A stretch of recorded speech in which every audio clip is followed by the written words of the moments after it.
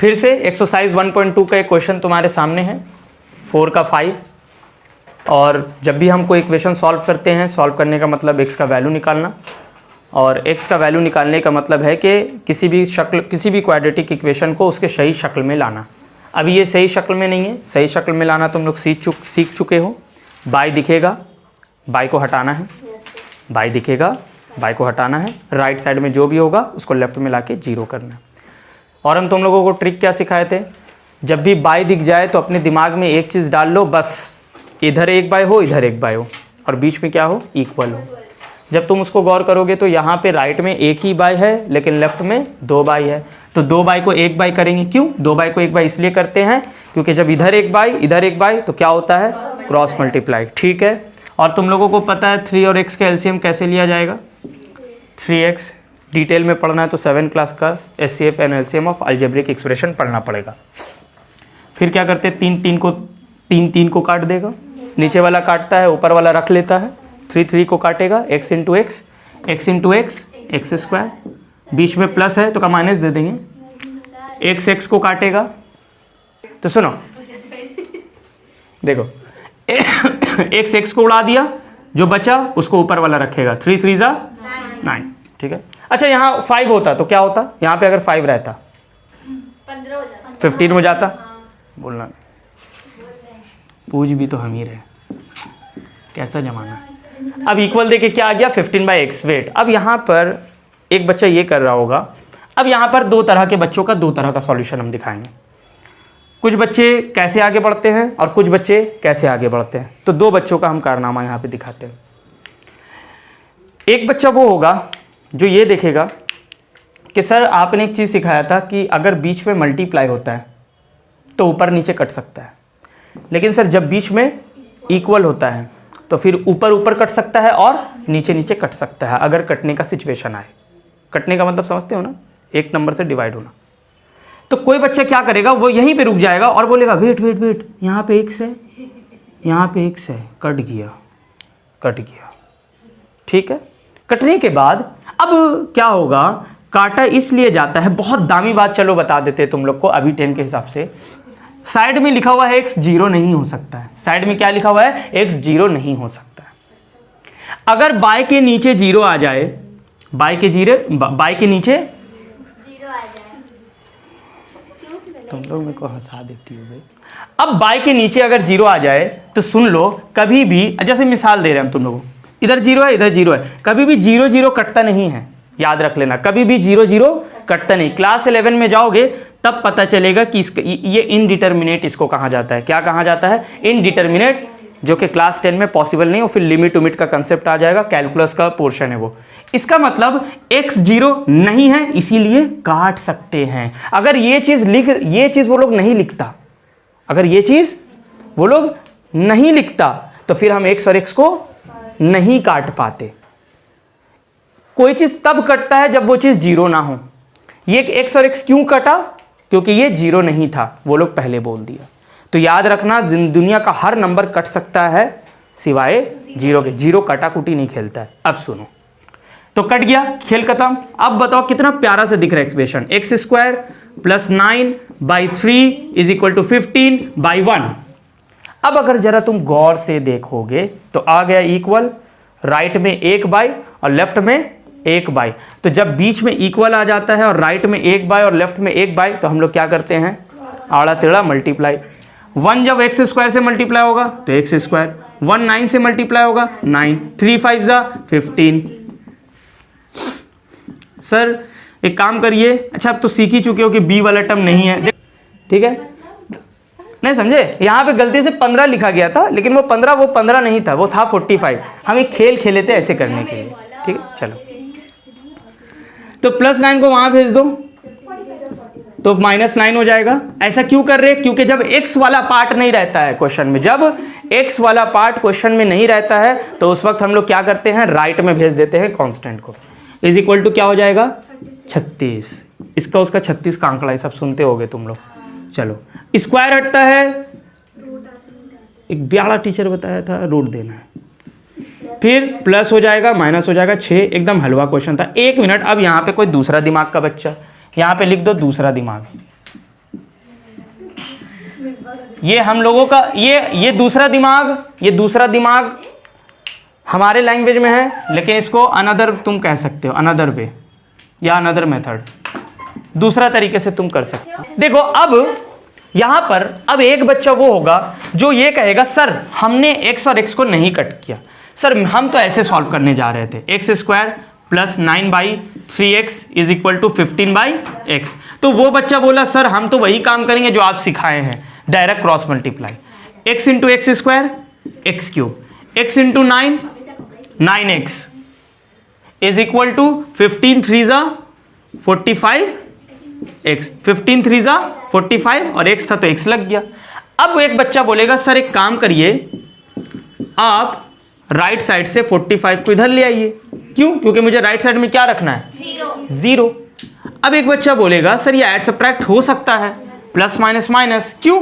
ये इससे क्यों नहीं ऐड सब्ट्रैक्ट होगा? क्योंकि ये एक्स क्यूब है और ये क्या है? एक्स। तो एक्स क्यूब से ही ऐड सब्ट्रैक्ट होगा, एक्स स्क्वायर से ही ऐड सब्ट्रैक्ट होगा, और एक्स के साथ ही ऐड सब्ट्रैक्ट होगा, वाई के साथ ऐड सब्ट्रैक्ट होगा, वाई स्क्वायर के साथ ऐड सब्ट्रैक्ट होगा। अब सुनो, यहां हो जाएगा प्लस माइनस माइनस, 45 में 9 जाएगा 36x।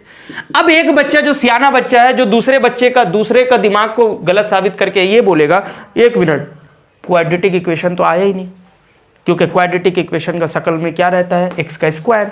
इसका कैसा शक्ल आ गया? एक्स का क्यूब। जब एक्स क्यूब आ गया तो क्वाड्रेटिक इक्वेशन का शक्ल दिख रहा है, तुम्हें लगेगा कि नहीं दिख रहा है। अब वो बच्चा बोलेगा कि रुक जा, दोनों में एक्स तो कॉमन ले ले। तो जैसे ही एक्स कॉमन लेंगे, यहां क्या बच जाएगा? एक्स स्क्वायर, माइनस यहां से एक्स कॉमन लेंगे, यहां बच जाएगा 36। अब एक बच्चे ने ये कहा कि सर हम इन दोनों से एक्स को कॉमन ले लिए, यहां बच गया एक्स स्क्वायर और यहां बच गया 36। अब एक बच्चा बोलेगा कि सर अब तो इधर और होता है ना, जब ये है और एक ब्रैकेट में ये है तो फिर क्या होता है? इधर और या इधर और बोलो, या तो ये जीरो या तो ये जीरो। तो जब तुम इसको जीरो बोलोगे तो क्वेश्चन में पहले ही बोल दिया है कि एक्स जीरो नहीं है, तो फिर तुम क्या इसको जीरो बोल सकते हो? तो इसका मतलब सिर्फ और सिर्फ कौन जीरो हो सकता है? एक्स स्क्वायर माइनस 36 वाला टर्म जीरो हो सकता है। सिर्फ और सिर्फ कौन जीरो हो सकता है? ये वाला टर्म जीरो होगा। क्यों? ये वाला टर्म जीरो क्यों नहीं हुआ? क्योंकि क्वेश्चन में वो पहले ही बोल दिया था कि एक्स जीरो नहीं हो सकता है। घूम फिर कर देखो, एक ही चीज आ गया। घूम फिर के क्या आ गया? एक ही चीज आ गया।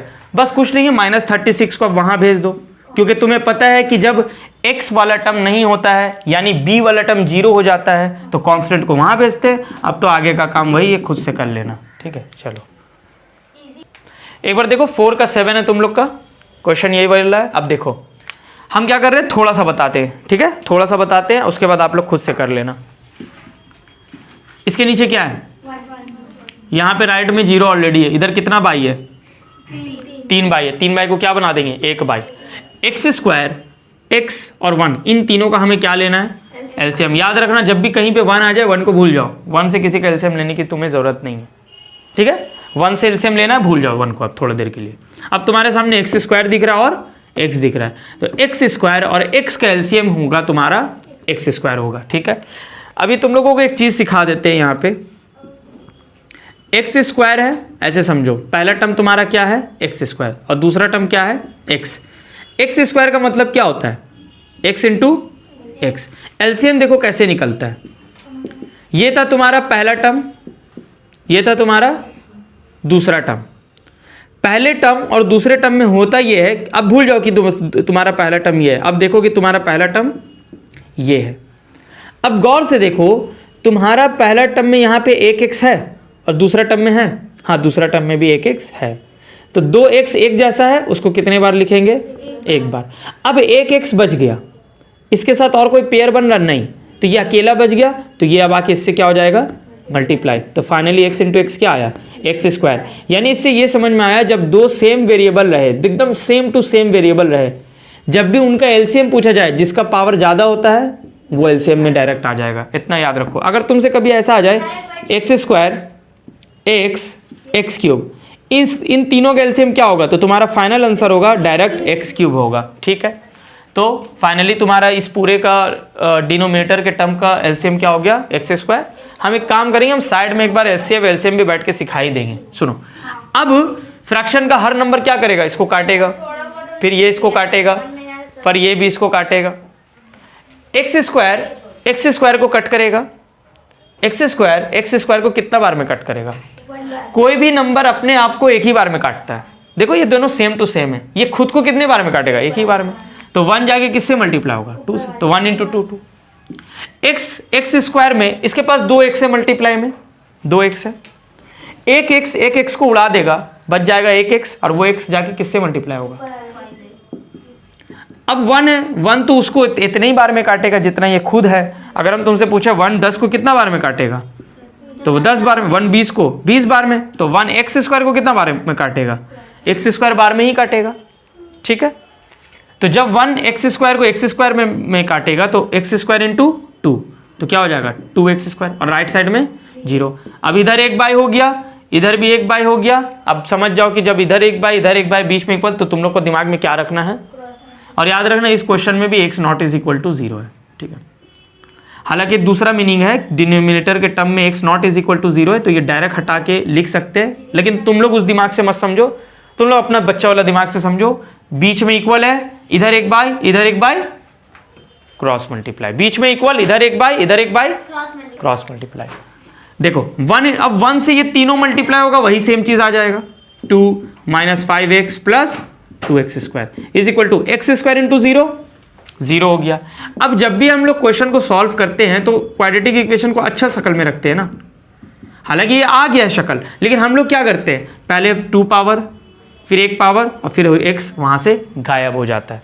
आ गया अच्छा शक्ल, आ गया नॉर्मल वाला शक्ल, और जब अच्छा वाला शक्ल आ जाता है उसके बाद तीनों मौजूद है इसमें, एक्स स्क्वायर भी, एक्स भी, और लास्ट वाला कांस्टेंट पार्ट भी। तो हम लोग क्या करते हैं, मिडिल टर्म फैक्टर। इसके बाद तुम लोग खुद से कर लेना। चलो देखिए 4 का 10 बहुत इंपॉर्टेंट क्वेश्चन है, ध्यान से देखिए। क्वाड्रेटिक इक्वेशन का क्वेश्चन है, आपको x का वैल्यू निकालना है, और x का वैल्यू निकालने के लिए आपको उसको इस इक्वेशन को सही शक्ल में लाना पड़ेगा। सही शक्ल में नहीं है, सही शक्ल में लाने के लिए क्या करना पड़ेगा, बाई को हटाना पड़ेगा। अच्छा सर, बाय हटाएंगे तो दोनों का क्या लेंगे, एलसीएम। अच्छा पहले में क्या लिखा हुआ है, x + 1, और दूसरे में क्या लिखा हुआ है, x + 1 खुद में x + 1 एक टर्म है। यहां अगर x × 1 लिखा रहता, ऐसे समझो, ये x + 1 को समझो एक साथ है, और ये x अकेला। क्योंकि कुछ बच्चे एलसीएम निकालते वक्त क्या करेगा, बोलेगा सर ये x और ये x, इसको एक बार लिख दीजिए, इसको एक बार लिख। देखो बच्चे क्या करेंगे, हाँ ऐसे बोलेंगे, सर ये x, इसको एक बार लिख दीजिए, और मल्टीप्लाई देके जो बच गया उसको लिख दीजिए, हो गया रॉन्ग, हो गया रॉन्ग। ऐसे नहीं, ये x + 1 पूरी तरीका से अलग है, और ये x खुद में अलग है। तो जब दो अलग चीज का एलसीएम लिया जाता है तो हम क्या बोले थे, उन दोनों को साथ में मल्टीप्लाई में लिख दो। इतना सिखाए थे तुम लोगों को, क्वेश्चन नंबर 4 का 9 में भी सिखाए थे हम, जो कि 2017 के बोर्ड एग्जाम में आया था, ये हम बताए थे तुम लोगों को। ध्यान से सुनो, अब क्या करते हैं, नीचे वाले इसको काट पाएगा, बचेगा x, और x जाके किससे मल्टीप्लाई होगा, तो x × x, बीच में क्या है, नीचे क्या है, किसको काटेगा, इसको, इस 1 को काटेगा, इसको काटेगा। तो जब ये x इस x को काटेगा तो बचेगा ये, तो जो ये बचेगा तो कहां से मल्टीप्लाई होगा, उधर जाके मल्टीप्लाई होगा, कहां होगा, यहां। अच्छा अब 1 मिनट, ये देखो, अब ये वाला x को कैंसिल करेगा, x + 1 बचेगा, और ये वाला x + 1 किससे जाके मल्टीप्लाई होगा, इस ऊपर वाले x + 1 से। गौर करो कहीं ना कहीं ये दोनों सेम है ना, और जब दो सेम चीज मल्टीप्लाई होता है तो हम लोग क्या करते हैं, उसके ऊपर स्क्वायर लिख देते हैं ना। जब दो सेम चीज मल्टीप्लाई होता है तो हम लोग उसके ऊपर क्या लिख देते हैं। अगर हम लोग 5 को 5 से मल्टीप्लाई करेंगे तो क्या 5 स्क्वायर होगा, अगर हम 6 को 6 से मल्टीप्लाई करेंगे तो 6 स्क्वायर होगा। अब कोई बच्चा ये कह रहा होगा कि सर आपने बताया था कि इसको और इसको जब मल्टीप्लाई करना है तो दोनों को ब्रैकेट में लिख दीजिए, बाद में मल्टीप्लाई करिए। मेरा कहने का मतलब ये है, रुक के हम समझा दे रहे। एक बच्चे ने ये कहा कि सर जब x को काटेगा ये बचेगा, तो इसको और इसको हमें क्या करना है, मल्टीप्लाई, ये कोई नंबर तो नहीं है ना कि 4 और 3 को मल्टीप्लाई करके डायरेक्ट 12 लिख दे। तो क्योंकि ये x+1 है और ये किससे मल्टीप्लाई होगा, इससे, तो इन दोनों को हम लोग ऐसे भी तो लिख सकते थे x+1 मल्टीप्लाई में x+1 मल्टीप्लाई x+1। बेहतर ऐसे लिख के भी आंसर आता, ब्रैकेट मल्टीप्लाई होता फिर।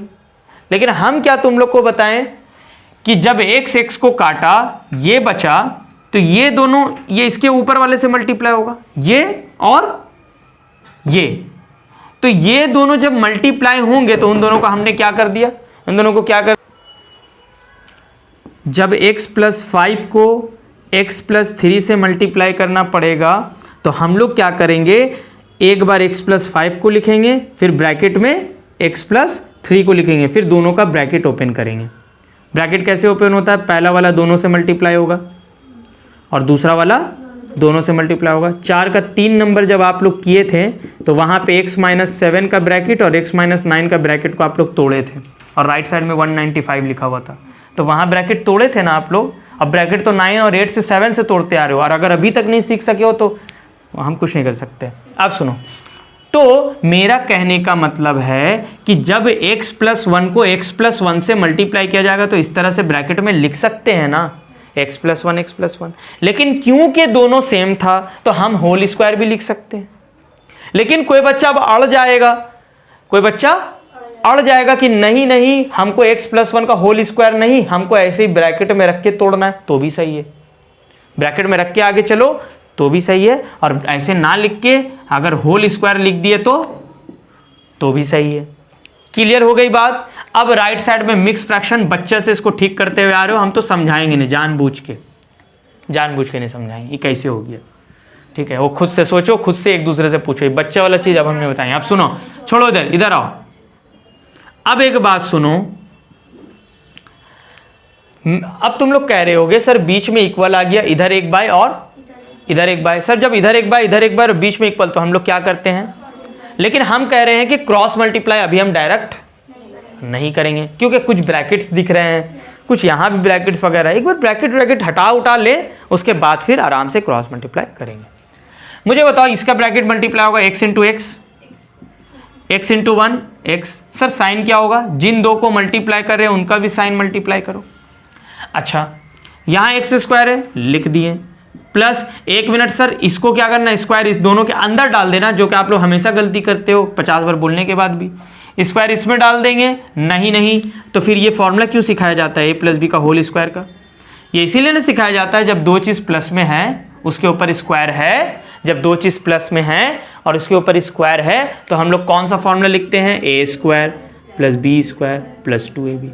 और तुम लोग के लिए नया नहीं है, 4 का 2 नंबर में जब तुम लोग सॉल्व कर रहे थे तो ऐसे 2x + 1 का होल स्क्वायर वगैरह करके सॉल्व किए थे ना, तो कुछ नया तो नहीं बता रहे, आपको अपना दिमाग चलाना होगा, पीछे प्रैक्टिस करना होगा। पीछे प्रैक्टिस नहीं करोगे, हर दिन 40 तरह का सवाल फिर से वही करोगे, जो पिछला 40 सवाल था अगला 40 सवाल भी वही रहेगा, ठीक है। चलो सुनो, इधर आओ। अब a + b का होल स्क्वायर में इसको तोड़ेंगे तो क्या ये ऐसे हो जाएगा, a² + b² + 2ab, a के जगह x है, b के जगह 1 है, इज इक्वल टू कितना है भैया, 25/12, 25/12। अच्छा एक मिनट सर, अभी भी क्रॉस मल्टीप्लाई किया जा सकता है? हाँ, क्रॉस मल्टीप्लाई अभी भी किया जा सकता है, लेकिन हम लोग क्यों नहीं करेंगे, हम लोग चाह रहे कि कुछ ऐड सब्ट्रैक्ट हो जाए, ये मल्टीप्लाई वाला ठीक हो जाए, उसके बाद इत्मीनान से हम लोग क्रॉस मल्टीप्लाई करेंगे। देखो नीचे क्या हो गया, x² + x, यहाँ x² है, यहाँ x² है, ऐड हो जाएगा ना। कैसे हो गया, ये एक पीस x², ये एक पीस, तो 1 और 1 2, प्लस 1 का स्क्वायर 2 होता है सर, नहीं 1 का स्क्वायर 1 होता है, प्लस 2 × x 2x, और 2x को 1 से मल्टीप्लाई करेंगे 2x ही होगा, इज इक्वल टू 25/12।